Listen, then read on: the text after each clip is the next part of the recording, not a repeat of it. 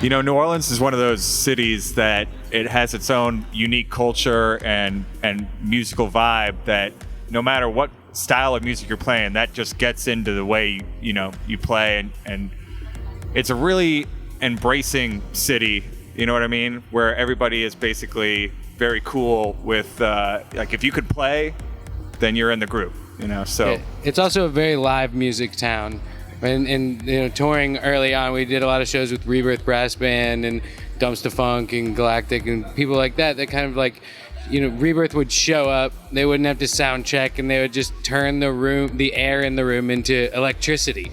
And so getting to learn from those guys and see how to turn a room into energy was really a huge part of our live show. When I grew up, I was listening to, like, I think I wore out the Queen's Greatest Hits record and the Beatles' #1s record and like the Who record I had. But like, you know, when I moved to New Orleans, you know, you walk in and you have on a Thursday night you have George Porter and Johnny Vodakovich and like Skerrick or June That's Yamagishi, the best part about New Orleans. and like they're just crushing a trio set, you know, completely unprepared on a Tuesday night. And like seeing that has been a huge influence for us. Same here in Chicago. It's like, Chicago guy. Oh yeah. I gotta get in this one. See, one of the coolest things about being here is just like a community, you know, of all genres of music. So it's like a camaraderie. Everybody is like sharpening their axes together. You know, everybody pushes everybody forward. You know, you can always tell like a band and an artist about that passion. If you have that passion, you're gonna push harder and farther, you know, through all the adversities and the letdowns.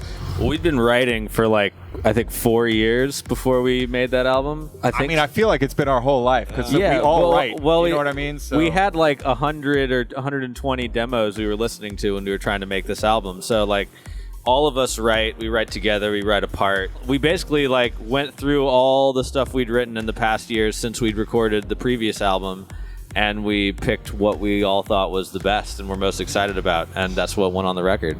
And it's crazy how you know, there's been songs that didn't quite make 2 albums ago that were still in contention for this album. You know what I mean? And I mean, Camp, you had a song, Bitter End, that, you know, we've been working on for a long, long time. Yeah, and the song "Hate to Love You" that's on the record, we actually recorded for the previous record, but it didn't, you know, it didn't make the cut for the last record for various reasons, and then we completely reworked it, changed the chords, changed the vibe, and then re-recorded it, and it made it on this record. You start working with different producers, and it's nice having another mindset in there where they can completely flip the idea of what you had for a song and then reinvigorate it and put new life into it. Like a song, like you said, like Hate to Love You, where when we recorded the first time to the second time, there's no way we could have imagined the song would have gone that way, but you have guidance with other people to help you through the whole it's process. It's like verse is the chorus is the verse. Let's switch all that, you know what I mean? It's fun. Yeah.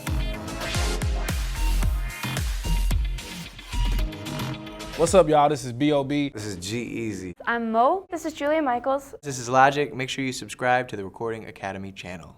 Flex.